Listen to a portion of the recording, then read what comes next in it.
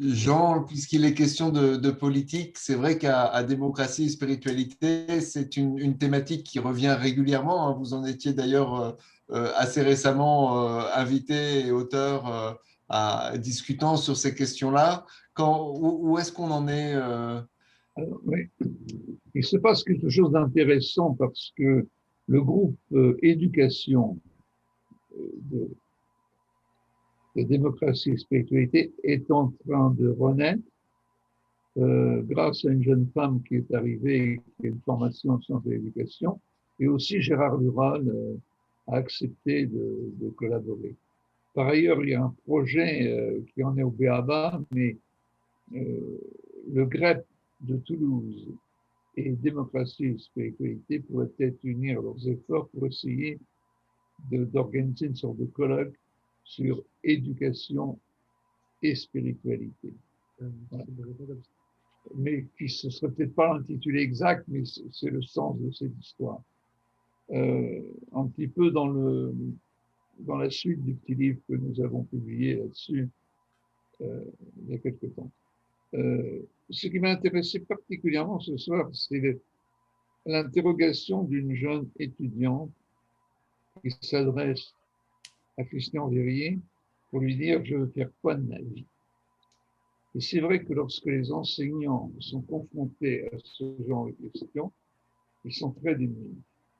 D'abord, il n'y a pas de réponse à apporter, mais seulement des éléments de réflexion à fournir. Mais pour ça, je pense qu'il faut être quand même un peu formé à l'écoute.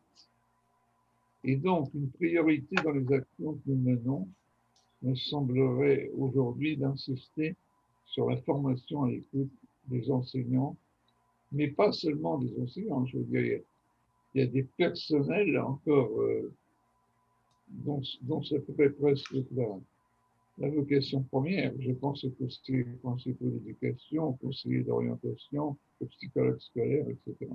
Donc là, il y aurait peut-être une action à mener. Maintenant, quant à la question, car je crois qu'effectivement, la phrase de Marx qui éduquera les éducateurs, qui formera les éducateurs à l'écoute et comment. Voilà.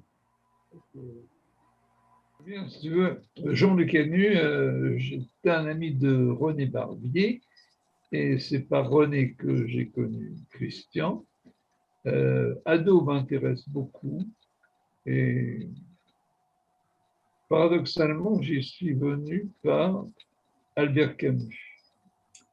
C'est-à-dire que j'avais lu un essai d'un philosophe vietnamien, Pierre Nguyen Van Huy, intitulé La métaphysique du bonheur chez Albert Camus. Cette histoire s'inspirait d'un ouvrage de Georges Vallin, et Georges Vallin, entre autres philosophes, il en citait 5 ou 6, citait Plotin. Et c'est par Plotin que je suis venu à Ado et à tout ce qu'il peut dire de la philosophie comme art de vivre. Donc je suis intéressé par cette soirée. Tu as volontairement porté l'éclairage sur les exercices spirituels et pas parler de Plotin. Mais je me suis demandé le lien qu'il y avait entre les exercices spirituels et la recherche de l'un, la recherche de l'unité. Tu as volontairement porté l'éclairage sur les exercices spirituels et pas parler de Plotin. Mais je me suis demandé le lien qu'il y avait entre les exercices spirituels et la recherche de l'un, la recherche de l'unité chez Plotin. Est-ce que finalement la pensée de Hadot n'est pas un peu orientée dans cette direction? C'est-à-dire que les exercices spirituels pourraient être au service de cette unité. J'ai retrouvé ça bien sûr dans Camus et singulièrement dans un livre comme Nos ou dans les carnets quand il dit j'ai soif d'unité. Si ce n'est que chez Camus, dans Nos, ça se traduit en termes de soleil et de mer, plus que dans une réflexion philosophique. Ça, c'est le premier point. Le deuxième point, je me suis demandé quelle anthropologie il y avait derrière tout ça, Et j'ai pensé, bien sûr, à mon ami Michel Fromager, qui, lui, part pas de Plotin ou des exercices spirituels, mais part d'une réflexion sur le tétramorphe. Et il dit, là je le cite, il dit le tétramorphe demande d'accueillir les énergies dispersées, de les convertir, de les unifier, de les offrir. L'accueil exige un travail de descente dans le corps, de respect de la sensation et d'acceptation des entrailles, des pulsions et des instincts. C'est là en même temps une tâche de contemplation, une tâche psychanalytique et un travail corporel. Autrement dit, chez Fromager, il y a cette idée qu'il faut travailler, qu'il y a un travail sur soi à faire à ces trois niveaux.